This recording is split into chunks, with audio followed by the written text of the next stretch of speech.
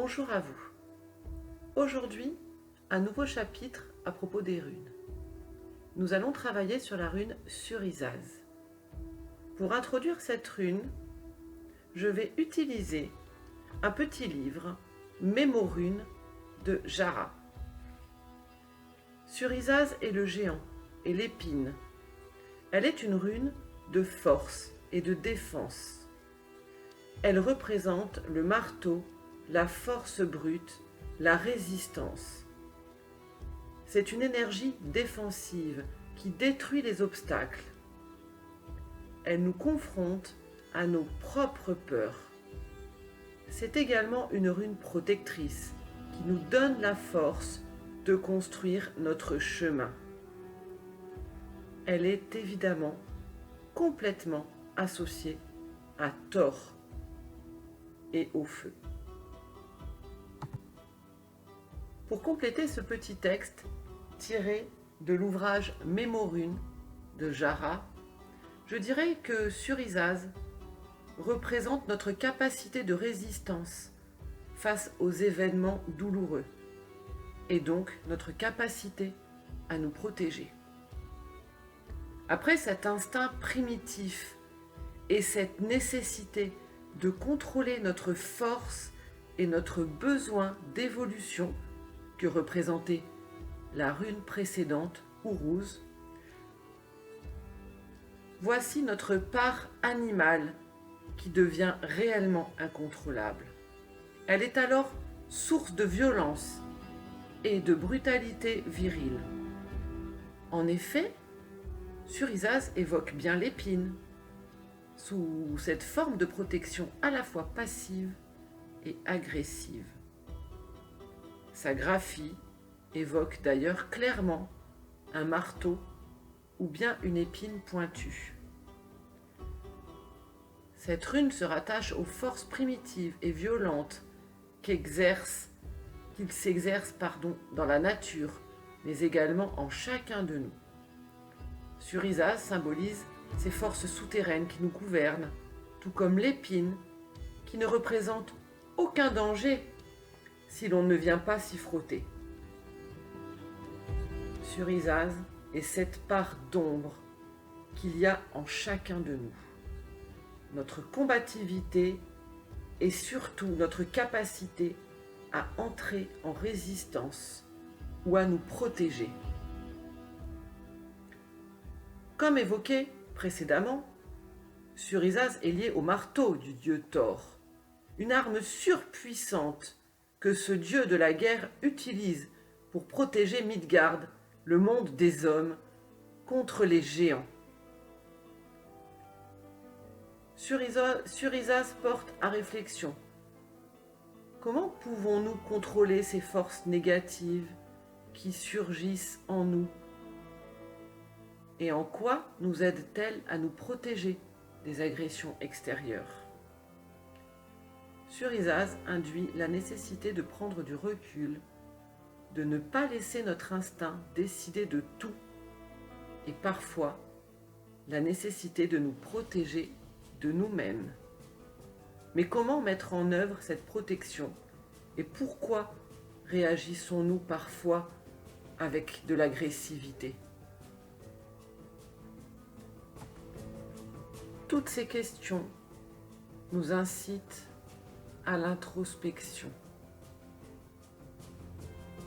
Maintenant que nous avons défini la rune Surizaz, nous allons effectuer une sorte de voyage chamanique, un petit peu comme une méditation guidée, pour travailler et intégrer, voire digérer la rune Surizaz. En introduction, nous allons faire un premier exercice pour nous placer dans un état de pleine conscience. Il s'agit de la respiration en carré. Vous allez inspirer profondément par le nez en comptant jusqu'à 5 dans votre tête. Puis bloquez cette respiration en comptant jusqu'à 5. Puis expirez par la bouche, à nouveau 5 secondes. Puis bloquez en comptant jusqu'à 5. Vous reprenez une respiration naturelle quelques instants et vous réitérez cet exercice. On inspire profondément par le nez pendant 5 secondes. On bloque sa respiration pendant 5 secondes. On expire à nouveau en comptant jusqu'à 5 par la bouche. Puis on bloque durant 5 secondes. On reprend une respiration naturelle. Je vais me taire quelques instants pour vous laisser procéder à cette respiration en carré.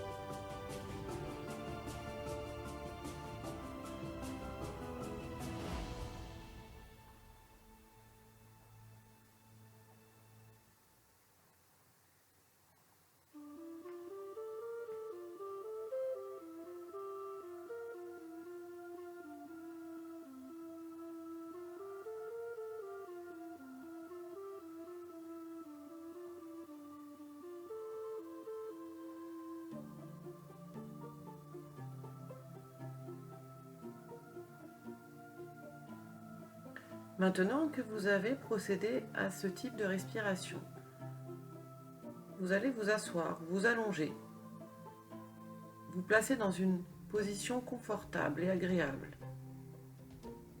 Pourquoi pas fermer les yeux ou fixer un point sur le plafond. Vous allez placer vos 2 mains sur votre ventre et prendre conscience de l'air qui pénètre dans votre corps à chaque inspiration et de l'air qui sort de votre corps à chaque expiration. On inspire profondément par le nez, on sent son ventre qui se gonfle, ses mains qui se soulèvent, puisque vos mains sont placées sur votre ventre, je vous le rappelle. On identifie le trajet que parcourt cet air frais en rentrant par votre nez, en avançant dans votre trachée et en remplissant vos poumons. Cet air frais qui vient de l'extérieur apporte ondes et énergie positive. À chaque expiration par la bouche, au contraire, vous allez visualiser le trajet inverse de l'air. L'air sort de vos poumons en passant par votre trachée et est expulsé par la bouche. Votre ventre, quant à lui, se rapetisse et redescend. À chaque inspiration, votre ventre se gonfle. À chaque expiration, votre ventre se rabaisse. Prenez conscience de ces mouvements de l'air et de ces mouvements de votre corps. Prenez conscience de chaque point d'appui sur le sol, sur le matelas ou sur le fauteuil sur lequel vous êtes. Les points d'appui que sont vos pieds, votre fessier, pourquoi pas, ou vos omoplates, vos bras. Vous vous sentez profondément ancré sur cette terre qui nous porte, sur cette planète qui représente la déesse mère, la nature, la terre. Vous allez maintenant visualiser une porte, une grande porte. Sur cette porte est inscrite la rune sur Isaz. Si vous ne vous souvenez plus de sa graphie, ouvrez les yeux quelques instants et regardez votre téléphone ou votre ordinateur pour visualiser sa forme. Un grand trait vertical et un triangle oblique qui symbolise cette épine, cette petite douleur que l'on a parfois, mais qui nous aide à prendre conscience des choses et à résister. Visualisez parfaitement cette rune inscrite sur la porte. Elle peut être de grande taille ou de petite taille. Elle peut être simplement gravée ou dessinée en lettres de feu. Mais il est important de bien la visualiser très nettement et de prendre conscience de ce qu'elle représente. La résistance, la force, la virilité, la douleur aussi, et l'agressivité parfois, mais l'agressivité qui nous protège par moments. Vous allez maintenant vous imaginer en train d'ouvrir cette porte. Vous l'ouvrez et vous traversez son seuil. Et là, un paysage s'offre à vous. À vous de décider quelle sorte de paysage se trouve derrière la porte. Ce peut être une forêt, ou pourquoi pas un jardin avec des roses et des aubépines, couvertes d'épines. L'aubépine étant une plante qui s'apparente très bien à la rune sur Isaz. Ce peut être un champ immense avec quelques rosiers ou quelques ronces ou pourquoi pas des acacias. Ce peut être également un lac, une mer, un océan avec une plage. Ce peut être une étendue de neige couverte de glace. Je vais me taire quelques instants et vous laisser voyager à travers le pays de la rune sur Isaz, de ses épines, du dieu Thor qui peut apparaître devant vous, tenant son marteau dans la main, assez viril mais aussi bienveillant et protecteur. Ce peut être une nuit d'orage avec des éclairs, la foudre qui tombe et l'orage qui gronde, une pluie fraîche d'été qui s'abat sur les cultures et sur la végétation et qui redonne vie à la nature. Laissez-vous guider par votre instinct, même si vous avez l'impression que les images que vous entrevoyez n'ont strictement rien à voir avec la rune sur Isaz. Votre inconscient, lui, sait pourquoi il vous montre ces images.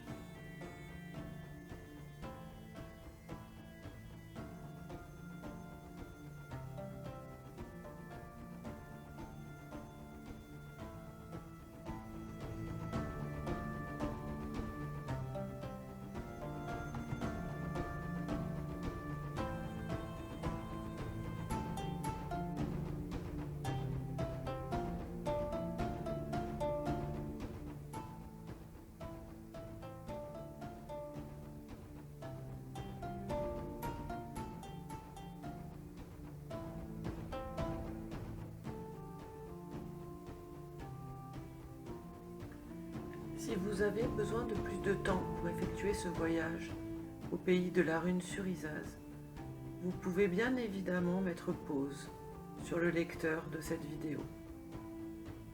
Si vous avez terminé votre voyage, vous allez revenir vers la porte et la franchir à nouveau en sens inverse et pourquoi pas la refermer derrière vous pour une prochaine utilisation.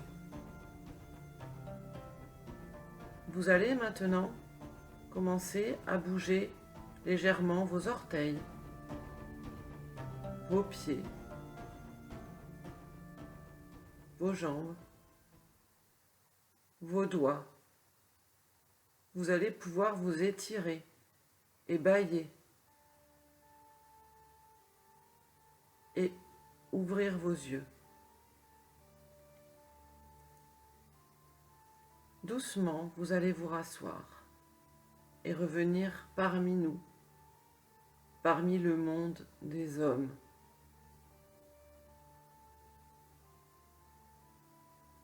Je vous souhaite une belle journée et je vous dis à bientôt pour une prochaine vidéo. sur les runes, bien sûr. Au revoir.